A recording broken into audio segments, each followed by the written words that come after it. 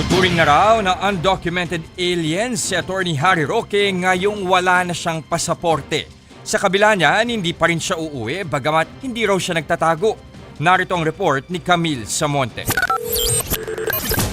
Klaro, hindi inaresto si Atty. Harry Roque. Malaya pa rin siya, pero limitado na ang kakayahan niyang bumiyahe dahil kanselado ang kanyang passport. Para yan sa kaso niyang qualified human trafficking kaugnay ng illegal na pogo operation sa Porac, Pampanga. Dahil dyan, humiling ang ating gobyerno na mapasailalim si Roque sa red notice ng Interpol. Pero para kay Roque, sa akin, walang epekto sa akin talaga yung cancellation of passport.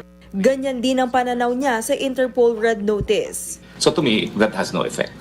Tablado raw sa pagiging asylum seeker niya ang passport cancellation at red notice. Isinuko na nga niya sa Dutch authorities ang kanyang passport at driver's license. Dahil dyan maituturing ng undocumented alien si Roque ayon sa aming diplomatic source. Once that is communicated to all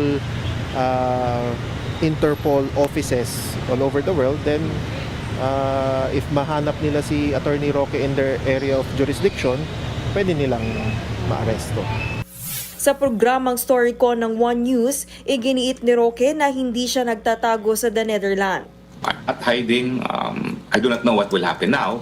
I prefer to stay in the Netherlands because of my promise to Tatay Digong na hindi ko naman siya iiwan.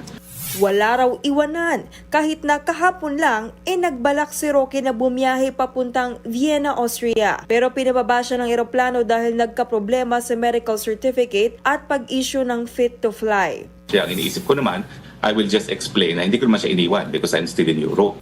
Ayon sa Department of Justice, standard process na dapat naroon ka sa bansa kung saan ka nag-a-apply ng asylum. Ibig sabihin ba niyan ay nabigo ang asylum application niya sa Netherlands kaya sa Austria naman siya susubok? Paglilinaw ng dating presidential spokesperson, No, it is not a rejection.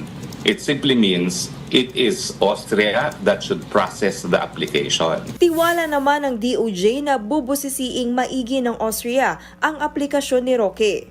If you are being charged criminally before the court for a particular offense, that to me does not amount to political persecution. Sa kabila niyan, nanindigan si Roque ng pagsuporta niya kay dating Pangulong Rodrigo Duterte ang dahilan kaya siya pinag-iinitan. Pati na ang pulveron video ni Pangulong Bongbong Marcos na ipinalabas sa isang maisog rally na dinaluhan ni Roque. Dahil nga riyan ay nahaharap siya sa kasong inciting to sedition. Nagbabalita mula sa Frontline, Camille Samonte, News 5. Mga kapatid, ako po si Ruth Cabal. Dito tayo sa totoo, dito tayo sa True FM. Mag-follow at mag-subscribe din po kayo sa aming social media accounts at True Network PH. Diyan po yan sa aming X na dating Twitter, sa FB, sa Instagram, sa YouTube, sa TikTok at sa mga podcast. At syempre, tutok din po kayo sa Signal True TV Channel 19.